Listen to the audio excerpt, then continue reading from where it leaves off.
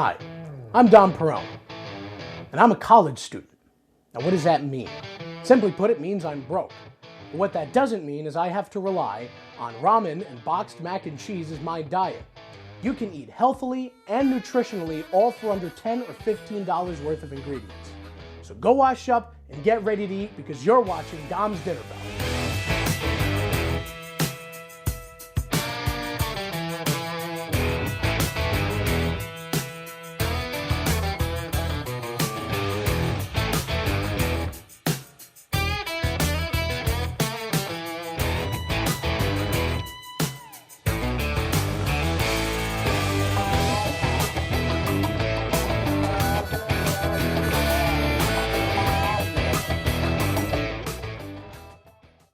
So, what we're cooking today is going to be Italian-style stuffed peppers.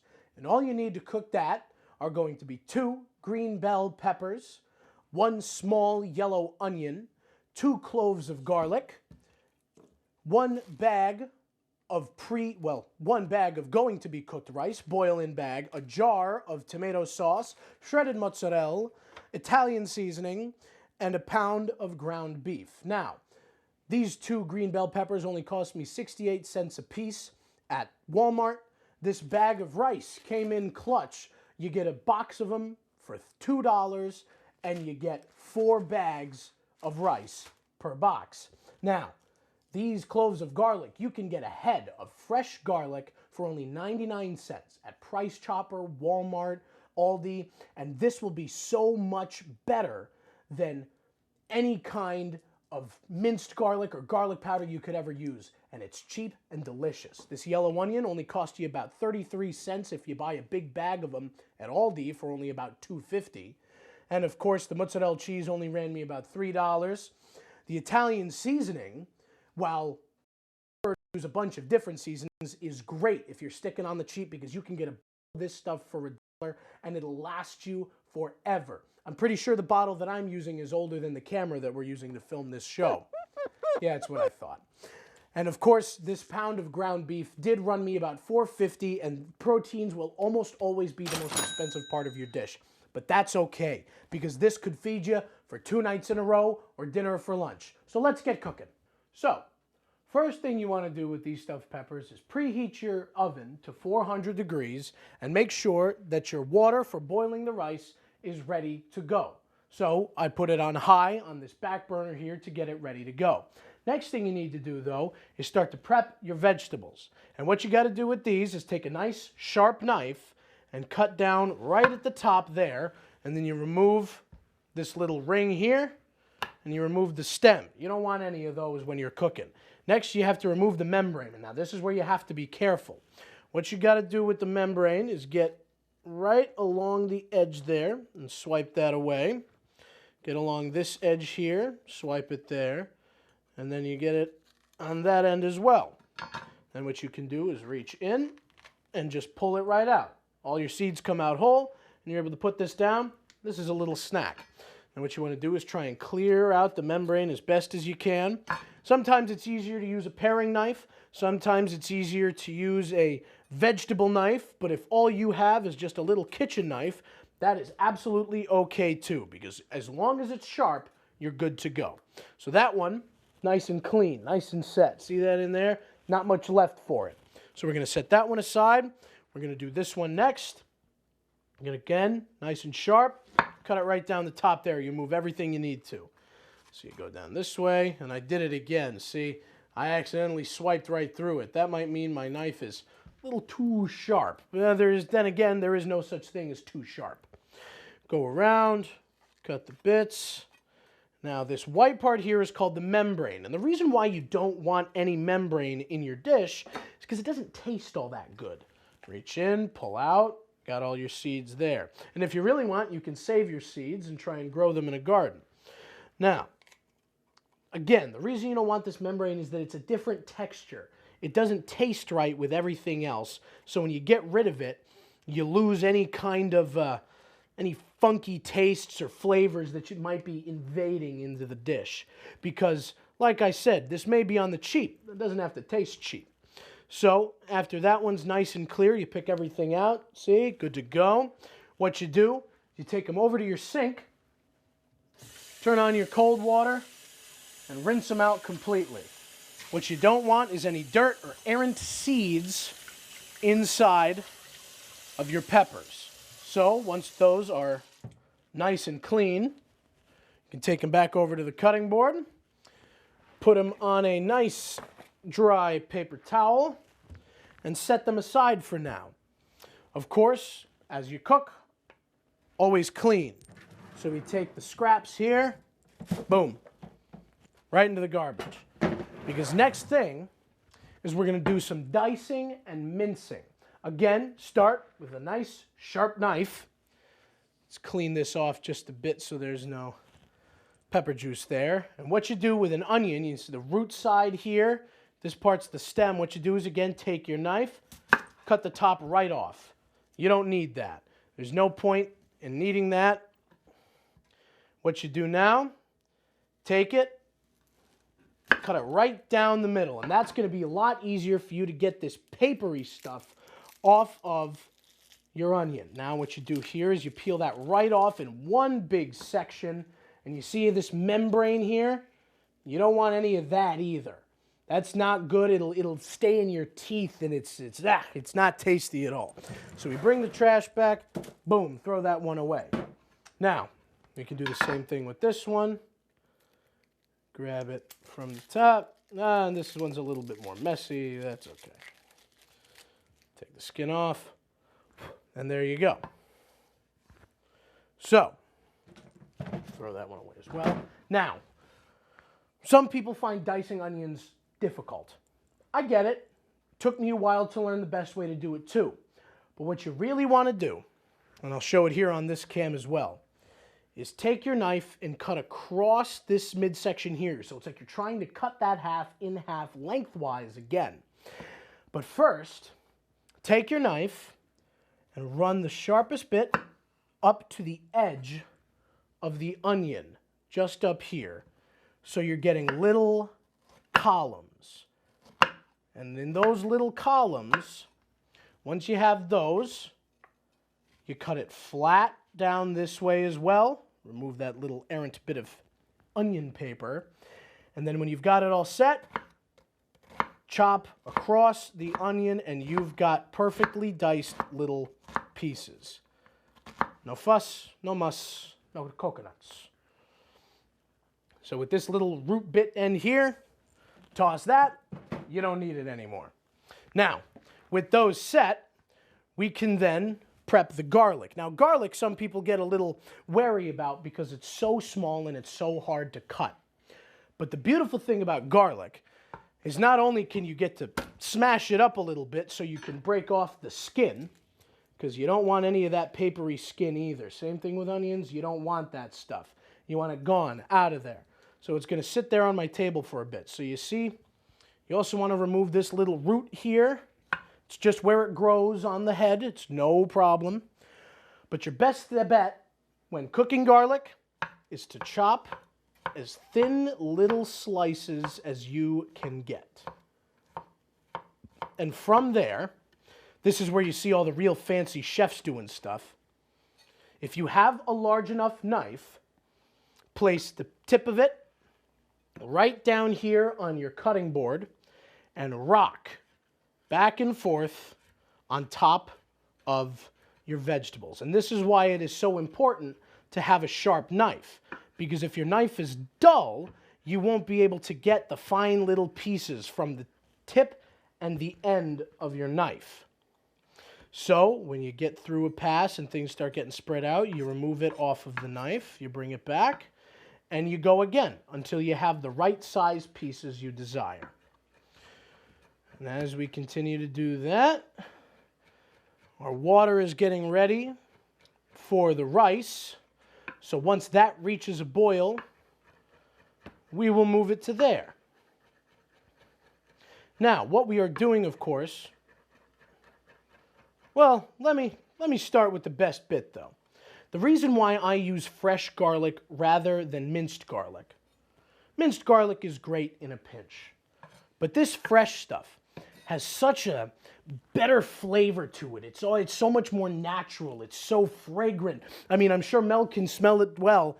It's a garlicky smell, and when you throw it on the pan with the meat, you're gonna smell it all throughout the apartment. You're gonna smell it into the hallway. It's amazing, and I personally love the smell of garlic, and this will get anybody's head turning. This will get anybody excited to have whatever you're cooking.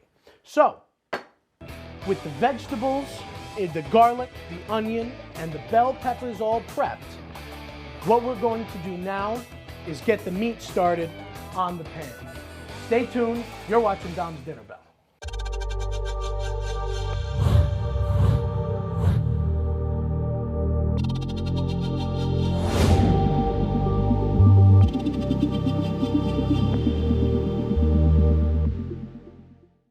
Say, President Stanley, whenever there's bad weather, who would you turn to? I'd turn to Storm Team 10. No, right but you've here. got to say it like this. Storm Team 10. Say it with me. Storm Team 10.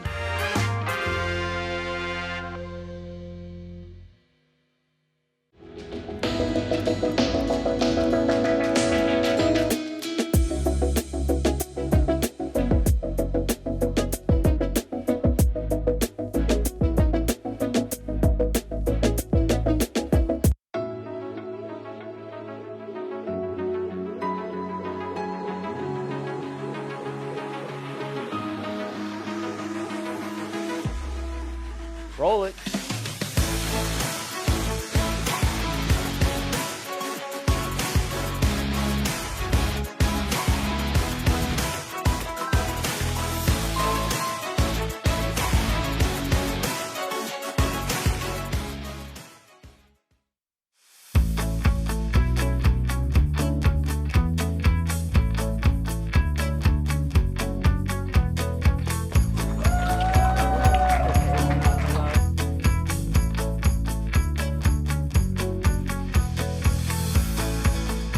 Jill told me it was Kitty from Glee. Yeah, what is it? Al Roker.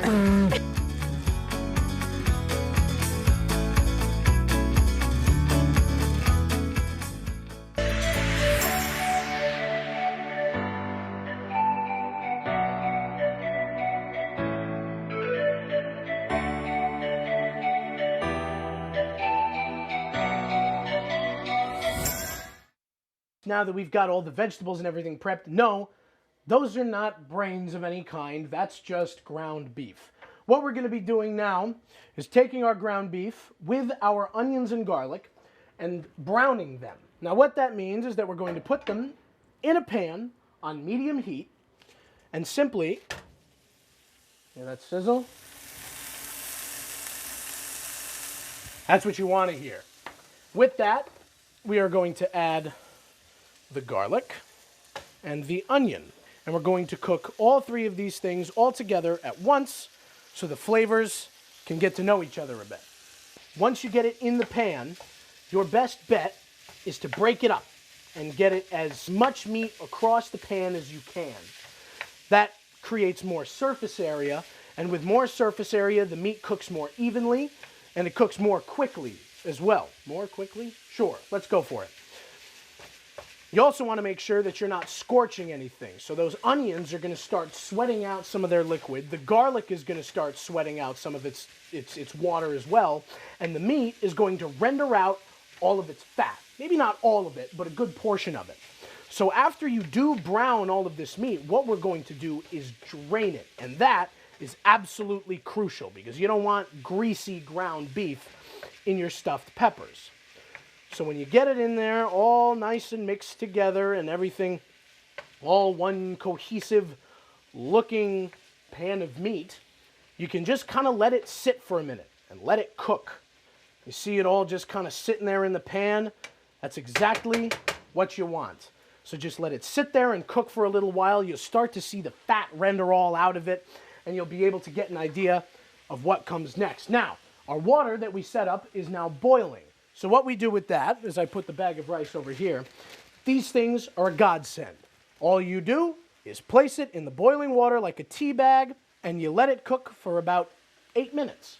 Or until the rice, it's going to double in size. It's going to get so big in the bag that it's going to be almost, you think that might not be enough rice. It is, trust me, especially for what we're making here. So with that, I'm going to set an 8-minute timer for the rice, and I'm going to watch the beef and onions and garlic closely. And you can already, yeah, you can smell that good stuff there. That's what I like to see. Exactly. We've got 8 minutes set. Always make sure that you've got timers on hand, whether it be your phone, your watch, an actual timer. I don't have one of those, but it could even be your microwave timer for all I care. All that matters is that you're able to time what you are cooking. That's what matters most, because if you overdo something and you let it go for too long, it'll be mushy or it'll be burned, and you don't want that. If you underdo something, then you've got crunchy rice and raw beef, and that's not good when you're working with ground beef. Now you see, as I was saying, we've got it all mashed out and ready to go here. You see that the fat is starting to render out of that beef there. See it all move to the bottom there? That's good for while we are cooking, but not for eating. So I'm going to keep trying to break up all of this meat in here and get it moving as best we can. Now, a lot of the times, when you're cooking in a pan like this, or you're cooking in a stove at home and they're electric, you won't get even heat. And that's okay. All that means is that you have to work on being able to move everything in the pan around so that it does cook evenly. For example, if you have a shrimp in your pan and you realize that some of the shrimp are cooking faster than the others, you move them opposites. You move the shrimp that aren't cooking to where the shrimp that are cooking are, and the shrimp that are cooking to the shrimp that aren't. Sure.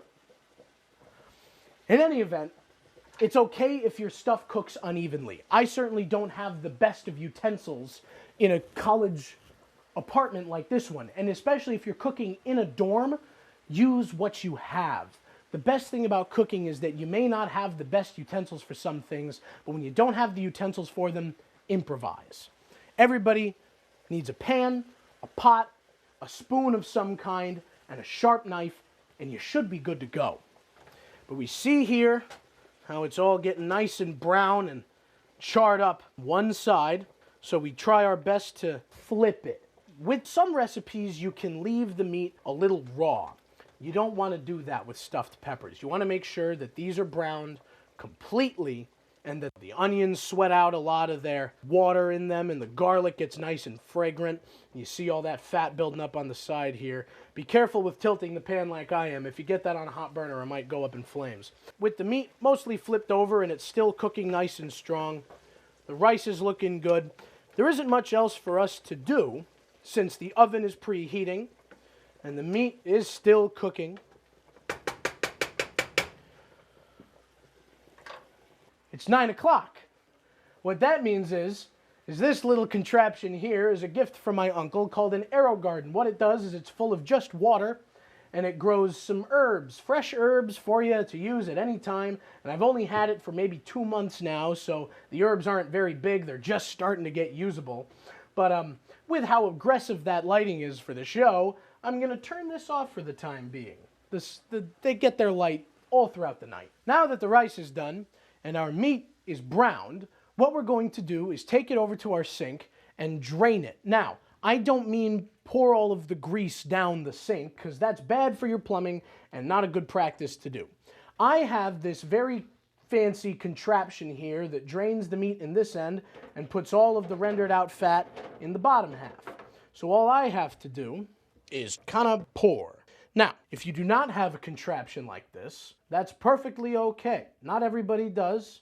What you can do is when you're draining the meat, what you do is you tilt your pan over so that you get all of the fat over on one side. See it rush down the side of the pan here, and you take a slotted spoon. And what you do is you scoop up some of the meat and you let it drip for a little while, and then you put it in a paper towel lined bowl. If you don't have one of these, of course. Or what you can do is use a pasta strainer with a bowl underneath it. Like I said, do not, absolutely do not drain your meat directly into the sink. The rendered fat will ruin your pipes, and you'll be in a heap load of trouble with your landlord if you're still renting. So, now that this is done, we can leave the pan right up there while it cools.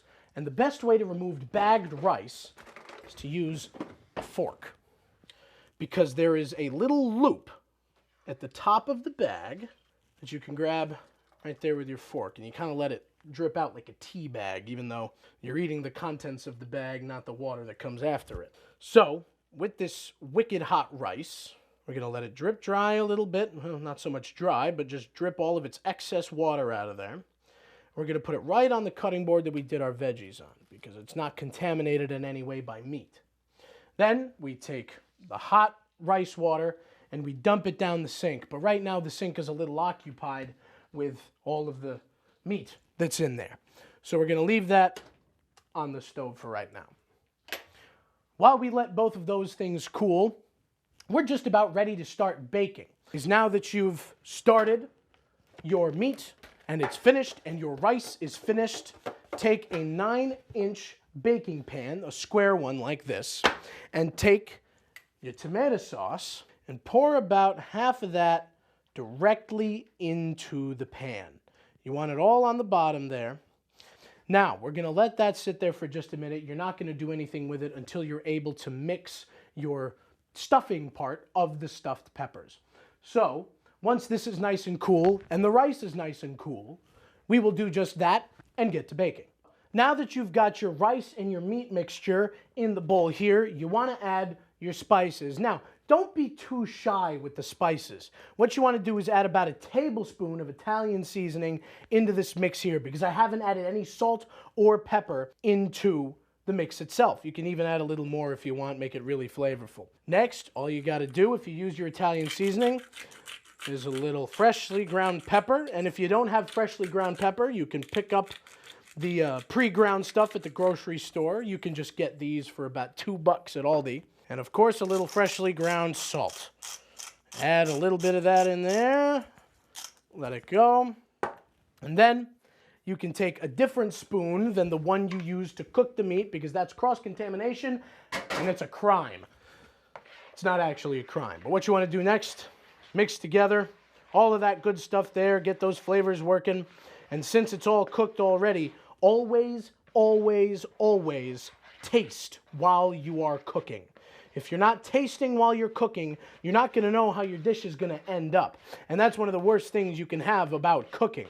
You know, you think you've done a good job, you followed it by the recipe, but maybe the recipe doesn't have enough spices in it. Maybe the recipe doesn't have enough salt in it. So what you got to do, always, is taste what you cook. Nice and hot.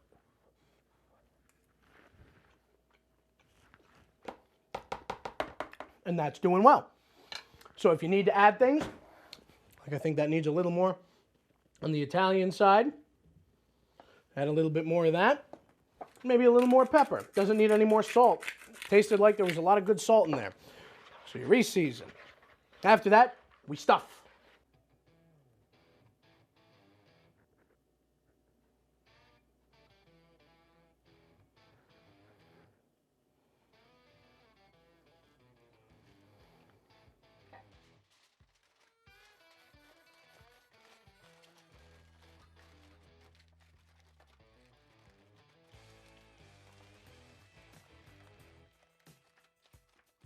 Now that we have put the stuffed peppers in for about 30 minutes, we take them out of the oven, since they have been tightly wrapped in tin foil, and you can already smell it. The peppers have been nice and cooked well. Now we have to be very careful with getting the tin foil off. Wonderful thing about tin foil is that it does not retain heat as well as a pan itself. So we pull it back. And look at that. Unfortunately, we've had a little bit of stickage on the top there, but that's okay. So what we're going to do is we're going to remove this bit entirely here. And then with these finished, I'm going to grab a spoon real quick so we can get all that good stuff off of the top there and back down on top of our pepper. Because that sauce, I mean, you can't have a stuffed pepper without sauce. So, now that that's all back on there, what you do now, you take your shredded mozzarella cheese and you sprinkle liberally over the top. Make sure you got a nice big mound there. And all that's left to do after that is make sure you have your oven mitts on. And we are going to put them back in the oven for 5 minutes. Let that cheese get nice and melty, and then we'll be ready to serve. We're ready to go. There appear to have been some technical difficulties with trying to remove the peppers from the pan. Oh, no. Oh, what have I done? Okay, all right. Transfer on 1, 2, 3. Boom. All right. Okay, we got that one right. A little sauce over the top. And now that your pepper is done, you do spoon a little bit more over the top there. Nice and hot sauce. And from there, we give it a taste. Let's cut it right down the middle, get a good old cross section of that stuff. This time it'll make sense why it's tipping over. Yeah, look at that. The pepper's nice and tender, but it's not mushy. You know, it's not going to crunch, but it's also not going to feel like a slug in your mouth. Now, this stuff is really hot. So, of course, you probably should wait to take a bite. But that's not how we do things on Dom's Dinner Bell. I'm hungry. So let's, little, as my mother always said, little bites and blow.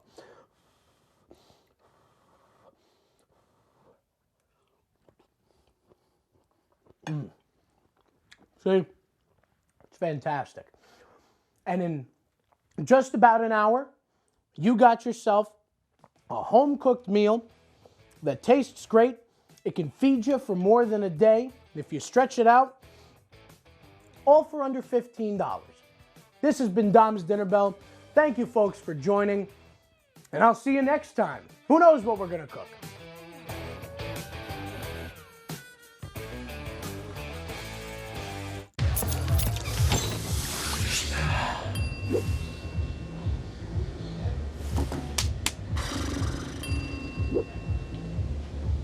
If you need to do something to feel okay to drive, you're not okay to drive. Don't drive buzzed.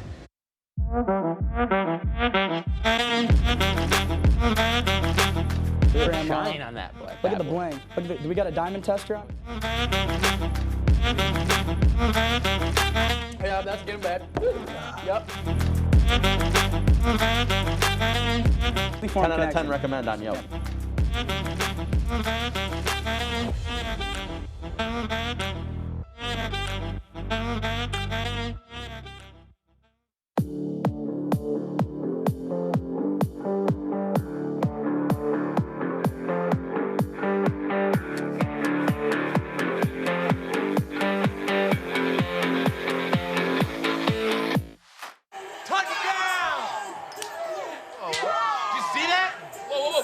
Yeah, we scored going to the playoffs. I can't believe I missed that. Every time I'm buzzed, I spend too much time on my phone. What? I should take your phone away. No. I'll call for a ride. Hey, why does my face look like that? I'm playing with these new face filters. Okay, you know what? Yep, that's mine. I'm gonna need that back. No. Kevin!